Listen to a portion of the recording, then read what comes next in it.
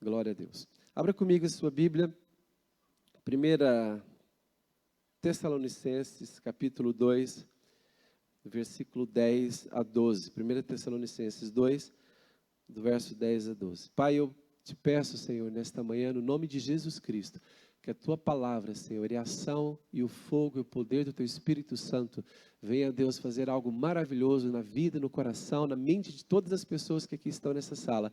Que a Tua bênção repouse sobre nós, a Tua graça, a Tua proteção, a Tua direção. Eu oro em nome de Jesus. Amém. Muito bom, irmãos. O nosso tema nesta manhã é como cuidar dos filhos espirituais. Você pode repetir comigo? Diga assim comigo. Como cuidar dos filhos espirituais. A igreja é um lugar de muitos filhos espirituais. A igreja é um lugar onde sempre estão a nascer novos filhos espirituais. Jesus, certa vez, disse a Nicodemos: importa-vos nascer de novo. Então, quando uma pessoa tem, já nasceu, não importa a idade que ela tenha, 10 anos, 15 anos, 20 anos, 50 anos, 90 anos, quando aquela pessoa, ela recebe Jesus Cristo na sua vida como seu Salvador, ela experimenta um novo nascimento, só que agora não é o nascimento da carne, é o nascimento do Espírito, é o nascimento da sua vida espiritual, o novo nascimento. E toda gente que nasce de novo, tem essa experiência do nascer de novo, ela nasce agora como filho de Deus. Ela tinha nascido como filho dos seus pais humanos, mas agora ela nasce como filho, como filha de Deus. E nós que já nascemos há mais tempo do que essa pessoa, nós temos que nos tornar como pai e mãe, pais espirituais, para filhos espirituais. Em 1 Tessalonicenses 2, versículo 10, pode projetar aí também, por favor, 1 Tessalonicenses 2, 10, diz assim: vós e Deus sois testemunhas, do modo porque piedosa, justa e irrepreensivelmente procedemos em relação a vós outros que credes. E sabeis ainda de que maneira, como pai a seus filhos, a cada um de vós exortamos, consolamos e admoestamos para viverdes por modo digno de Deus que vos chama para o seu reino e glória. Volta ao versículo 11, por favor, projeta o 11 novamente. Assim como bem sabeis de que modo vos exortamos, consolamos e testemunhamos a cada um de vós, como pai faz a seus filhos. Esta carta de Tessalonicenses foi escrita pelo apóstolo Paulo aos filhos de Deus, ao povo de Deus, desta igreja, da Tessalônica. E Paulo diz assim: a maneira que nós, apóstolos, nos relacionamos com vocês é da mesma maneira que pai se relaciona com filhos. Na verdade, nós podemos ouvir que muitos pais não se relacionam bem com os filhos. Muitos pais não são exemplo de paternidade. Mas nós sabemos que Paulo está a falar aqui de bons exemplos. Como que um pai deveria proceder para com os seus filhos? E Paulo diz assim: nós como apóstolos, nós procedemos para com vocês como bons pais procedem com os seus filhos. Sabe, irmãos, o maior investimento que Jesus fez no seu ministério foi em pessoas. O maior investimento que Jesus fez não foi em prédios, não foi em edifícios, porque tudo isso passa.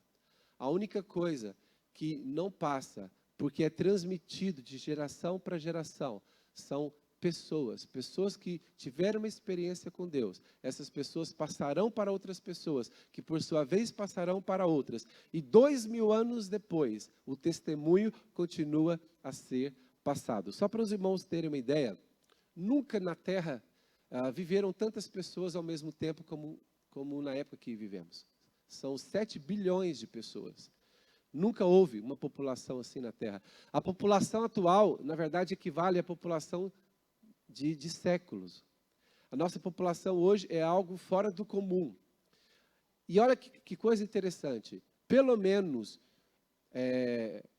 1/3 desses 7 bilhões do planeta Terra, pelo menos 1/3, confessa que crê e que segue a Jesus Cristo. Nós estamos a falar de mais de 2 bilhões de pessoas. 2 mil milhões de pessoas, mais.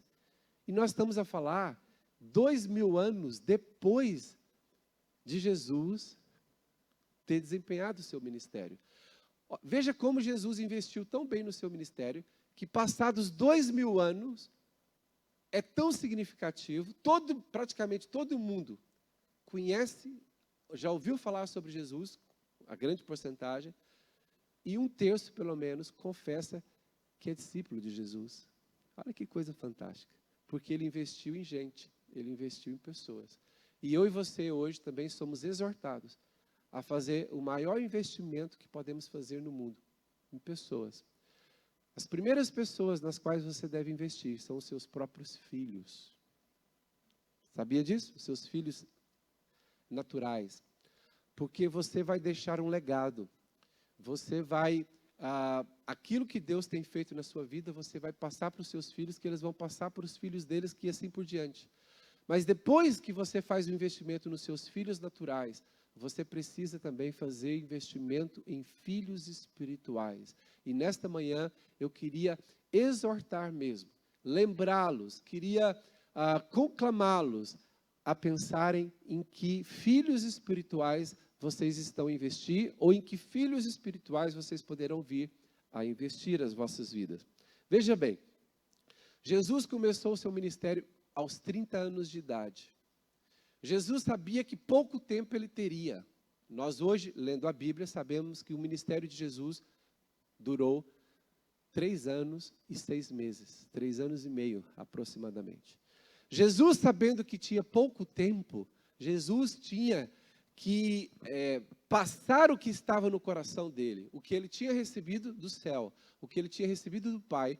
Jesus precisava passar para o coração de homens que seriam fiéis para passarem a mensagem adiante. Então, irmãos, Jesus também não poderia estar a pregar somente para as multidões. Em todas as aldeias que Jesus chegava, em todas as cidades pelas quais Jesus passou, várias multidões o seguiram. Nós estamos a falar de multidões de 2.000, 5.000, 10.000, 15, 20.000 pessoas. E Jesus pregava para essas multidões. Mas Jesus sabia que ele não poderia edificar um ministério duradouro apenas pregando para multidões. Por quê? Porque as multidões, elas são instáveis, elas são volúveis. A mesma multidão que queria que Jesus fosse rei, só para vocês terem ideia, quando Jesus entrou em Jerusalém, uma grande multidão o recebeu com hosanas. Bendito aquele que vem no nome do Senhor. Colocaram palmeiras para ele passar e queriam que ele fosse rei. Aquela mesma multidão, poucos dias depois, sabe o que eles estavam a gritar? Crucificam. A multidão, ela é instável, é volúvel. Quando você vê aquelas bagunças que acontecem quando há um jogo de futebol, quando há alguma manifestação, uma greve, alguma coisa, e o povo vai para a rua, a multidão é algo que parece que há uma identidade coletiva naquele momento, que as pessoas se juntam, e é muito volúvel. Basta alguém dizer alguma coisa, todo mundo vai para um lado. Basta outro dizer outra coisa, todo mundo vai para o outro. Então Jesus sabia que o seu ministério não seria consistente, não seria duradouro e não deixaria um legado se ele não investisse em pessoas que tivessem essa consistência para continuar o legado. Por isso, eis o motivo por qual Jesus escolheu 12 discípulos. Por que 12? Porque era uma quantidade, um grupo, primeiramente porque esse número tem um significado espiritual na Bíblia. O 12 significa governo. Então, Jesus escolheu 12 porque eles teriam esta autoridade. Mas também Jesus escolheu um número reduzido de 12 porque é mais fácil você passar uma mensagem, você sozinho, passar uma mensagem com mais consistência para poucas pessoas. Por exemplo, eu consigo passar uma mensagem melhor conversando com um grupo pequeno, em 2 horas, do que, por exemplo, a pregar aqui, a pregar para uma multidão. E Jesus, então, ele tinha esses 2 contextos de ministério. Ele pregava para milhares de pessoas, mas eu sei que Jesus gostava daquele ambiente mais íntimo, em que ele estava apenas com os 12. Eles dormiam juntos, eles tomavam as suas refeições juntos, eles acordavam juntos, viajavam juntos, viviam juntos. Fizeram isso durante 3 anos e meio. tempo suficiente para Jesus colocar algo forte no coração daqueles homens. Sabem, a igreja precisa de fazer o que Jesus fez. A igreja não pode arrebanhar apenas multidões, porque as multidões, volto a dizer, muitas vezes as multidões, elas falta-lhes consistência, falta-lhes seriedade, comprometimento, aliança. Jesus, quando ele chamou 12, ele investiu tempo com 12, e quando, no final do seu ministério, Jesus disse aos 12, para que eles também fizessem como ele fez, para que os 12 fizessem discípulos. Jesus disse, ide, portanto, fazei discípulos de todas as nações. Jesus não queria apenas que os seus discípulos fossem pregadores de multidões. Jesus queria que os seus discípulos fossem pessoas que investissem em novos discípulos. Sabem, irmãos, nós vemos como Jesus, por exemplo, restaurou aquela vocação ministerial do apóstolo Pedro. O apóstolo Pedro, a primeira vez que ele foi chamado para seguir Jesus, para fazer parte do grupo dos 12, Jesus disse assim a Pedro, farei de ti um pescador de homens, porque Pedro, a profissão de Pedro era pescador. Aí Jesus disse, farei de ti um pescador de homens. Jesus fez uma transposição. Hoje a sua profissão é pescar peixes, mas eu farei de ti um pescador de homens. Mas Pedro, posteriormente, negou a Jesus 3 vezes. Vocês conhecem a história. Mas Jesus restaurou a vocação de Pedro, a missão de Pedro. E quando Jesus perguntou a Pedro, Pedro, tu me amas? Pedro disse, sim, Senhor, eu te amo. Qual que foi a resposta a seguir de Jesus? A palavra, apacenta as minhas ovelhas. Jesus perguntou novamente, Pedro, tu me amas? Pedro respondeu, sim, Senhor, tu sabes que eu te amo. O que Jesus disse? Apacenta as minhas ovelhas. Terceira vez Jesus disse, Pedro, tu me amas? Sim, Senhor, eu te amo. Apacenta os meus cordeirinhos. Sabem, Jesus está dizendo o seguinte, há uma relação entre amar a Deus e fazer discípulos. Há uma relação entre amar a Deus e cuidar de vidas. Porque Jesus pergunta a Pedro, Pedro, tu me amas? E Pedro responde, sim, Senhor, eu te amo. É verdade? Então cuida das minhas ovelhas. Pedro, tu me amas? Sim, Senhor, eu te amo. Se há o amor vertical, deve haver a obra horizontal. Pedro, tu me amas? Sim, Senhor, eu te amo. Então cuida das minhas ovelhas. E qual é o nosso tema nesta manhã? Como cuidar dos filhos espirituais. Sabe que no meio da multidão, nós vamos encontrar pessoas que dizem assim, eu amo Jesus, mas se Jesus disser, apacenta as minhas ovelhas, não, obrigado, não tenho tempo. Eu ando muito ocupado, eu ando muito atarefado, eu tenho muitas coisas para fazer, eu não tenho tempo para cuidar de vida nenhuma, Jesus. Mas Jesus disse, Pedro, tu me amas? Amo, Senhor. Então mostra. Cuida das minhas ovelhas. Sabem, toda gente pode cuidar de alguém, sem exceção. Ah, pastor, eu sou uma senhora de 97 anos. Quem acredita que uma irmã de 97 anos pode cuidar de alguém? Pode. Como que ela pode cuidar de alguém? Ela pode encontrar uma outra pessoa, uma vizinha, uma amiga, alguém, e estudar os fundamentos da fé com aquela pessoa. Pode ou não pode? Isso é cuidar de um discípulo, isso é cuidar de um filho de Deus. Irmãos, na nossa igreja nós já tivemos adolescentes de 12 anos cuidando de outros. Como que alguém de 12 anos pode cuidar de outro? Um de 12 pode cuidar de um de 8. Nós já tivemos adolescentes de 12 anos que fizeram o Fundamentos da Fé Júnior com crianças de 8. O que significa isso? Significa o seguinte, que todos nós podemos conduzir pessoas a Cristo. Todos nós podemos ensinar de Jesus a alguém. Não importa quem seja este alguém. Alguém que está ao seu lado. Alguém que está na sua empresa, no seu trabalho. Alguém que está na sua universidade. Alguém que está... seu colega de trabalho, seu vizinho, seu amigo. Você pode parar e falar para essa pessoa um dia. Podemos ler uma parte de um livro juntos? E a pessoa fala, que livro que você quer ler comigo? Você fala, um livro que fala sobre a base, os fundamentos da fé cristã. Aí você já convida aquela pessoa e já começa a estudar os fundamentos da fé com ela. Você convida a pessoa para ir ao grupo de vida. E ali no grupo de vida, as pessoas do grupo de vida quererão fazer daquela pessoa, do convidado, um novo discípulo de Jesus. Sabe, irmão, Deus tem enviado muitas pessoas novas para a nossa igreja. Mas nós precisamos aprender a ter este coração de pai e de mãe espiritual. Deus tem enviado tanta gente para a nossa igreja. Quem pode dizer graças a Deus por isso? Em todos os cultos, praticamente, há visitantes da nossa igreja. Deus tem enviado tanta gente, mas muitas vezes falta aqui dentro do nosso meio, pessoas com um coração de pai espiritual, de mãe espiritual, que olha para alguém que é um visitante, que é uma pessoa nova na fé, e se preocupa com aquela pessoa. Olha, não pode acontecer alguém visitar um grupo de vida. O grupo de vida tem poucas pessoas, tem 10 pessoas, tem 8 pessoas, 11 pessoas. Não pode acontecer alguém visitar e aquela pessoa ser esquecida. A gente até faz uma comparação, que quando nasce um bebê na maternidade, 2 dias depois, o médico, a enfermeira, entrega um bebê no colo nas mãos dos pais. E os pais saem com aquele bebê felizes lá da maternidade. Quem já teve essa linda experiência de sair com um bebezinho da maternidade? E quem deseja ter essa experiência? Oh, glória! Aleluia! Mas é o seguinte, olha, veja bem, quando os médicos, as enfermeiras entregam um bebê nas nossas mãos, e a gente sai da maternidade com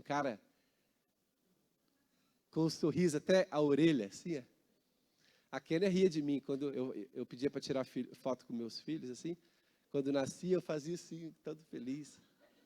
É uma experiência fantástica, sabe? Mas é o seguinte, aí os pais levam o bebê para casa, senta o bebê na cadeirinha, não é? Põe no berço, faz o biberon, põe o biberon na mão do bebê e fala assim, beba 3 vezes ao dia. É assim que os pais fazem? Não, não? Mas nós fazemos isso com os nossos bebés espirituais. O bebê espiritual chega no grupo de vida, sabe o que nós fazemos com eles? Nós colocamos o biberon na mão deles. O que é o biberon espiritual? A Bíblia. A gente põe a Bíblia na mão deles, fala assim, lê o Evangelho de João, lê 3 vezes por dia, e a sua vida espiritual vai estar uma maravilha. Aí a pessoa pega aquela Bíblia, vai para casa e não sabe o que fazer com aquilo. E o que acontece com um bebê com um biberon na mão e que não sabe o que fazer? Morre. Aí as pessoas já não voltam à igreja, já não querem saber de Deus. Você fala assim, aquele lá não queria nada com Deus. Fogo de palha, aquilo era fogo de palha. Não, a pessoa ela precisava de alguém que a ajudasse a se alimentar até o momento em que ela pudesse se alimentar sozinha. Por isso que nós na igreja implementamos os fundamentos da fé. Nós acompanhamos a pessoa até o momento em que nós entendemos que ela já consegue ler sozinha, aprender sozinha, estudar sozinha. Mas enquanto ela é bebê espiritual, nós temos que dar o apoio para ela. Quem pode dizer amém? Quando nós estamos na posição de pais espirituais, nós temos que fazer a comparação exatamente com a nossa paternidade natural. Quem aqui é pai ou mãe que já tem filhos aqui? Levanta a mão. Ok, olha, muitos, graças a Deus, muitos. Sabem, quando eu vou aconselhar, eu vou cuidar de uma vida, e aquela pessoa me pede um conselho, muitas vezes eu pensei, se era um jovem de 18 anos vem me pedir um conselho. E uma das coisas que eu penso eu já pensei muitas vezes fazendo aconselhamento, o que eu diria ao meu filho nessa situação? Mesmo quando meus filhos ainda eram pequenos, vi um rapaz de 18 anos se aconselhar, o que eu faço em relação à minha vida profissional, em relação aos meus pais? Eu ficava pensando, se fosse meu filho, que conselho eu daria? Sabe, porque quando você admite a paternidade espiritual, você leva aquilo a sério. Então, eu pensava assim, eu não daria um conselho assim se fosse meu filho natural. Então eu quero dar um conselho para essa pessoa como se fosse meu filho. Eu quero tratá-lo como se fosse meu filho. Sabem, da mesma maneira, como que eu trato as pessoas? Por exemplo, as pessoas estão com alguma necessidade, as pessoas estão a passar por alguma crise. E eu penso, como que eu devo tratar aquela pessoa? E eu comparo com a paternidade natural. Como que eu trataria o meu filho naquela situação? Imagina só, um jovem da igreja fez alguma coisa errada. Como que eu trato com aquele jovem da igreja? Se for eu que tiver que tratar diretamente. Muitas vezes eu já pensei, se fosse meu filho, como eu gostaria que o tratassem nessa situação. Só que há pessoas que, se for com os filhos, trata de uma maneira, se for com outra pessoa, trata de outra. Nós temos que ter mesmo peso, mesma medida. E paternidade espiritual, ela é aprendida através da paternidade natural. Ao observarmos a paternidade natural, que é um amor natural, nós podemos viver a paternidade espiritual. Quem pode dizer amém? Abra comigo a sua Bíblia em Filipenses 2, 19. Filipenses 2, 19 a 22. E é interessante que Paulo está dizendo o seguinte, que ele tinha um discípulo, que assim como ele tratava o discípulo como um filho, aquele discípulo aprendeu a tratá-lo como pai. O que Paulo está a ensinar aqui na Bíblia é o seguinte, irmãos. Assim como os cristãos mais maduros devem tratar os novos cristãos como filhos, os novos cristãos devem tratar aqueles que estão a ajudá-los na fé cristã da mesma maneira que trataria o pai. Então, olha, Filipenses 2,19. Espero, porém, no Senhor Jesus, mandar-vos Timóteo. Quem que Paulo queria enviar para os filipenses? O mais breve possível, a fim de que eu me sinta animado também, tendo conhecimento da vossa situação, porque a ninguém tenho de igual sentimento. Olha, ninguém tenho de igual sentimento que sinceramente cuide dos vossos interesses. Paulo está dizendo o seguinte, olha, Filipenses, eu vou mandar Timóteo para estar com vocês, porque ele é alguém que cuida dos vossos interesses. Ou seja, então Timóteo era o quê? Era um pai espiritual. Olha o verso 21 agora. Pois todos os outros buscam o que é seu próprio e não o que é de Cristo Jesus. Verso 22. E conheceis o seu caráter provado. Olha, e bem sabeis qual a sua experiência, que serviu comigo no Evangelho, como filho serve ao Pai. Olha que ensinamento maravilhoso que Paulo está a dar. Paulo escreve uma carta aos cristãos de Filipos, os filipenses, dizendo o seguinte: eu quero vos mandar Timóteo, porque ele cuida dos vossos interesses. Ou seja, ele é como um pai a cuidar de filhos. E em relação a mim, ele é como um filho a cuidar de um pai. Ou seja, ele me serve como um filho serve ao pai. Sabe, irmãos, igreja, eu queria que você prestasse muita atenção aqui, por favor. Igreja é mais do que prédio. Igreja é mais do que 4 paredes. Igreja é mais do que luzes. Igreja é mais do que música. Igreja é mais do que cadeira. Tem gente que quando fala assim, igreja, o que a pessoa pensa? Cadeira. Igreja é mais do que cadeira, igreja é mais do que luz, mais do que som, mais do que música. Igreja é mais do que prédio. Igreja é relacionamento entre pais espirituais e filhos espirituais, entre filhos espirituais e pais espirituais. Se você ainda não tem um discipulador, alguém que você pode ligar e pedir oração, alguém que você pode pedir ajuda, se você aqui na MCI não tem um discipulador, procure o seu líder de grupo de vida, procure um dos pastores, fale, eu preciso de ter alguém que faz esse papel de pai espiritual na minha vida. Eu preciso do discipulador. Faz isso. Desenvolva um relacionamento. Se você já tem um discipulador, incomode-o. Não deixe-o quieto. Não fique em espera que ele telefone. Não fique em espera de uma mensagem. Manda uma mensagem. E não fique em espera que ele ore por si, ore por ele.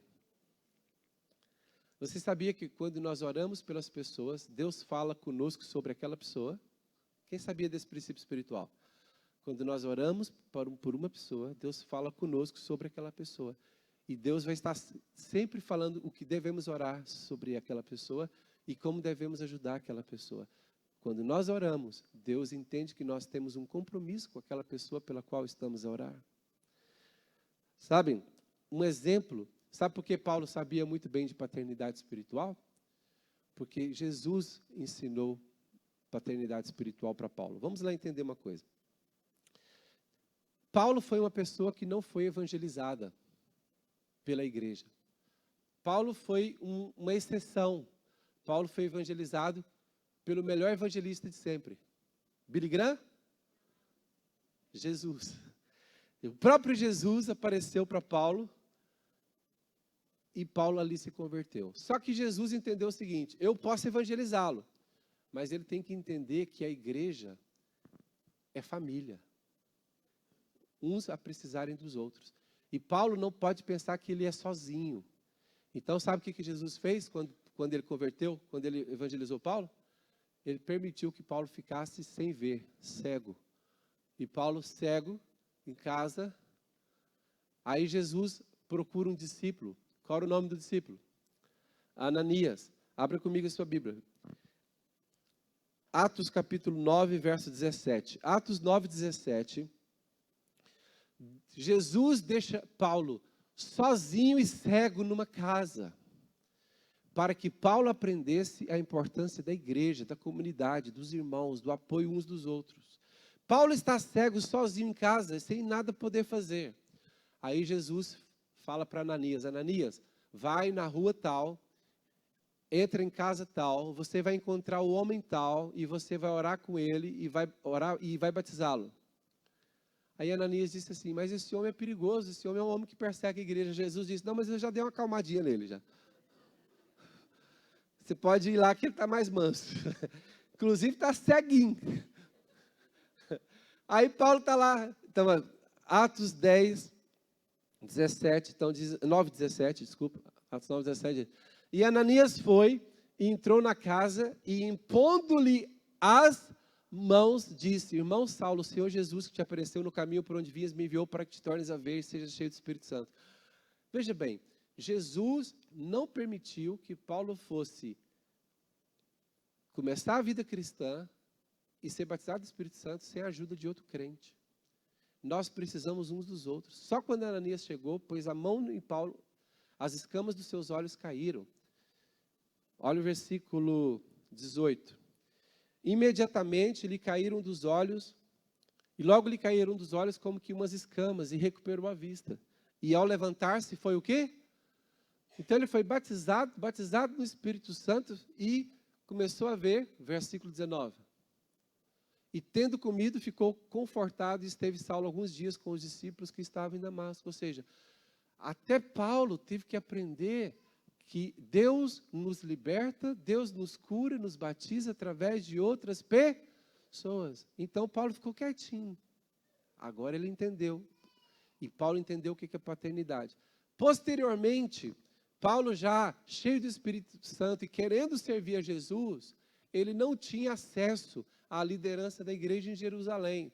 A liderança principal da igreja estava em Jerusalém. Paulo não tinha acesso a eles. Por quê? Porque eles não ainda consideravam, não reconheciam que Paulo tinha de fato convertido. Havia aquela dúvida, aquela desconfiança que Paulo poderia ser o quê? Um infiltrado. Quem já viu filmes aí sobre infiltrado? Agente infiltrado. Agente duplo. Irmãos, a igreja em Jerusalém tinha suspeita de que Paulo pudesse ser um infiltrado, um espião, um agente duplo, fazendo de conta que tinha convertido para conhecer a intimidade da igreja. Mas é o seguinte, Paulo, como que ele foi introduzido na liderança? Porque se Paulo não fosse introduzido na liderança de Jerusalém, as cartas de Paulo não seriam reconhecidas. Paulo nem seria enviado como missionário para plantar igrejas. Paulo não teria sido credibilizado se a liderança de Jerusalém não tivesse reconhecido o seu ministério. Hoje nós não teríamos as cartas de Paulo, mas houve um homem. Jesus também não quis que Paulo, por si mesmo, fosse reconhecido. Jesus levantou um homem. Qual o nome dele? Barnabé. Abra sua Bíblia, então. Atos, capítulo 9, verso 26. Atos 9, 26. Quem pode dizer amém? Atos 9, 26 diz assim: tendo chegado a Jerusalém, procurou juntar-se aos discípulos, mas todos os temiam, não acreditando que ele fosse discípulo. Aí está um homem cheio de Deus, com tanta coisa para fazer, com um potencial maravilhoso, mas a igreja resistiu. Aí você pode pensar assim: ah, mas o problema é da igreja resistir Paulo. Não, não é problema da igreja. Nenhuma igreja é perfeita, nenhuma liderança é perfeita. E nós nem sempre sabemos exatamente aquilo que Deus está a fazer. A igreja em Jerusalém estava insegura, os discípulos estavam inseguros sobre a identidade de Saulo, de Paulo. Se fosse nos dias de hoje, muitas pessoas estariam a criticar: está vendo lá o homem de Deus, e eles não querem aceitá-lo, não querem reconhecer o ministério dele. Não, irmãos, a igreja é um corpo, é uma família. Alguns estão a suspeitar dele, mas aparece o outro que já pode credibilizá-lo, testificar do ministério dele. Próximo versículo. Olha o que diz. Versículo 27. Então Barnabé, tomando-o consigo, olha, teve um discípulo que deu a cara. Sabe o que é paternidade espiritual? É nós darmos a cara por alguém. Por exemplo, é você chegar em alguém, no seu supervisor, e falar assim: olha, esse meu aqui, líder em treinamento, ele está aprovado para ser o futuro líder na multiplicação. Você está dando a cara por alguém. Você está a honrar e credibilizar alguém. Olha o que Barnabé fez. Então Barnabé, tomando consigo, trouxe aos apóstolos. Irmãos, os apóstolos de Jerusalém, os principais apóstolos. A maioria daqueles que tinham sido discípulos de Jesus. E lhes contou como no caminho ele vira ao Senhor e lhe falara, e como em Damasco falaram exatamente o nome de Jesus. Próximo. E andava com eles em Jerusalém, entrando e saindo. Ou seja, a partir daí, de Barnabé introduzir Paulo à liderança da igreja de Jerusalém, a partir daí, Paulo já entrava e saía com eles, Paulo andava com eles, começou a fazer parte. Por quê? Porque alguém introduziu.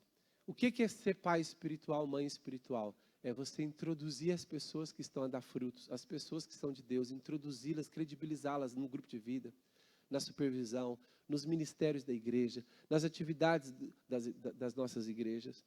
Sabe, irmãos, o papel de um pai espiritual, eu vou aqui resumir alguns pontos. Quando você entendeu esta mensagem de paternidade espiritual, você vai olhar para as pessoas e vai já fazer um raio-x daquela pessoa espiritual e vai descobrir o que ela precisa. E cada pessoa precisa de coisas diferentes da outra. Imagina só, se eu passar aqui um raio-x aqui, só nesta sala aqui, culto das 9, se eu passar um raio-x aqui, eu vou olhar para o Jackson, a necessidade espiritual do Jackson é uma, da Trícia é outra, do Diney é outra. Se eu passar lá, olha, a da Ivone é outra, do Cláudio é outra, da Gemima é outra. Aí eu vou passando aqui, olha, cada um tem a sua necessidade. Então é o seguinte, irmãos, de acordo com o nível espiritual que você já alcançou, você poderá servir e abençoar pessoas que aquilo que você já alcançou vai acrescentar aquelas pessoas. Não queira alcançar a perfeição para poder servir as outras pessoas com paternidade espiritual, porque nenhum de nós vai alcançar a perfeição. Nós temos que servir as pessoas com aquilo que Deus já tem nos dado. Entende? Nós estimulamos na igreja. Pessoas que já têm algum nível espiritual, pode fazer fundamentos da fé com outras. Pode servir no impacto. Hoje nós temos muita gente a servir no impacto. Pode ajudar outras pessoas a prepará-las para o batismo, para o impacto, para as coisas, para a liderança no grupo de vida. E eu vou colocar aqui alguns pontos rapidamente, que nós devemos ter cuidado com os novos convertidos. Primeira coisa, quando você começa a exercer paternidade espiritual, a primeira coisa que você tem que fazer é certificar se a pessoa já compreendeu o plano da salvação. Então, alguém visitou o seu grupo de vida, ou você conheceu alguém aqui no culto, e você vai começar a acompanhar aquela pessoa, certifique-se de que ela já entendeu o plano da salvação. Porque a vida cristã começa com a certeza da salvação, aceitando Jesus. Segundo ponto, procure saber se aquela pessoa precisa de libertação. Ore por libertação. Toda gente precisa de libertação em alguma área. Umas estão presas a vícios, outras a maus hábitos, outras a tantas outras coisas. Depois, ore para que a pessoa seja cheia do Espírito Santo. Lembra que Ananias orou para que Paulo fosse o quê? Cheio do Espírito Santo. Ore para que aquela pessoa seja cheia do Espírito Santo. Irmãos, não espere impacto não. Olha, no impacto você vai ser cheio do Espírito Santo. Você pode orar com a pessoa. Ah, mas e se ela não for, pastor? Olha, mas ela vai ser algum dia, talvez até no impacto. Mas ore para que ela seja batizada no Espírito Santo. Depois, ajude essa pessoa a crescer espiritualmente em todas as áreas. Ajude a pessoa a crescer espiritualmente. Se ela está com problema de casamento, envia ela para o curso de casados. Envia ela, faz aconselhamento na área de casamento. Se a pessoa está com problema na área profissional, se a pessoa não está agindo corretamente no seu trabalho, instrua aquela pessoa para agir corretamente na sua empresa. Sabe? Ajuda todo o crescimento da pessoa em todas as áreas. Depois, ajuda o desenvolvimento ministerial. Começa a perguntar para a pessoa o que ela gosta de fazer, em que ela gostaria de servir na igreja. E hoje, irmãos, a igreja tem um leque de oportunidade para as pessoas servirem. Temos aqui vários departamentos e ministérios da igreja. Nós temos aqui os assistentes, os irmãos que ficam aqui na recepção, na entrada, no estacionamento, pessoas que ficam aqui no louvor, pessoas que ficam ali na multimédia, pessoas que cuidam das crianças. Irmãos, olha que maravilha, nós estamos aqui no culto sendo abençoados pela palavra de Deus, pela presença de Deus, e as nossas crianças, nossos filhos estão do outro lado também. Eles não estão lá só para não fazer barulho aqui, não. Eu já vi algumas igrejas falando assim, se você não quer ser incomodado pelo seu filho, nós temos uma salinha. Ou seja, a sala não é só um lugar para você, meu filho está incomodando, eu vou para lá. Não, a sala nós preparamos um alimento, um banquete espiritual, de acordo com a idade das crianças. Nós temos pessoas servindo como voluntários na sala de criança. Nós temos voluntários servindo na cafetaria. Nós temos voluntários servindo no impacto. Irmãos, é o seguinte, olha aqui, se você quer aprender a ser um filho espiritual e ser um pai espiritual, se envolva com a família. Descubra uma área que você pode servir, que você sente à vontade, sabe? Olha que há tantas coisas que podem ser feitas. E quando você começa a se envolver no MC Cuida, na obra social da igreja, quando você se envolve com alguma coisa, olha, você vai crescer espiritualmente, você vai conhecer novas pessoas e você vai desenvolver a paternidade espiritual. E outro ponto, cuida dos aspectos da vida pessoal do seu discípulo. Você sabe que quando nós começamos a discipular as pessoas, nós começamos a conhecê-las. Eu, às vezes, olho para alguém e sei que aquela pessoa não está bem naquele dia, está muito triste, ou está preocupada. Aí você dá um abraço na pessoa, fala, deixa eu orar por ti, está tudo bem, quer conversar essa semana, vamos falar sobre um assunto. Eu tenho um discípulo que tudo que Deus fala com ele, ele faz um áudio e manda para mim. E ele está rindo, está olhando para mim rindo. Aí ele faz um áudio e manda para mim. Olha o que Deus está falando. E olha as minhas dúvidas, as minhas coisas. Sabe, mas vamos cuidar da vida pessoal daquilo. E eu quero dizer o seguinte, irmãos. Cuidar da vida espiritual das pessoas dá uma satisfação tremenda. Queria terminar com um versículo. Fica de pé, por favor. 3 João 1, capítulo 1, verso 4. 3 João, capítulo 1, verso 4. Vamos terminar com este versículo. 3 João 1, 4. Glória a Deus. Só o piano que nós vamos ter neste momento, só o piano mesmo. Vamos ler 3 João 4, vamos ler juntos? 1, 2 e... Não tenho maior gozo do que este, o de ouvir que os meus filhos andam na verdade. Mas João não estava a falar de filhos de sangue, naturais. Ele estava a falar de filhos da igreja, filhos espirituais.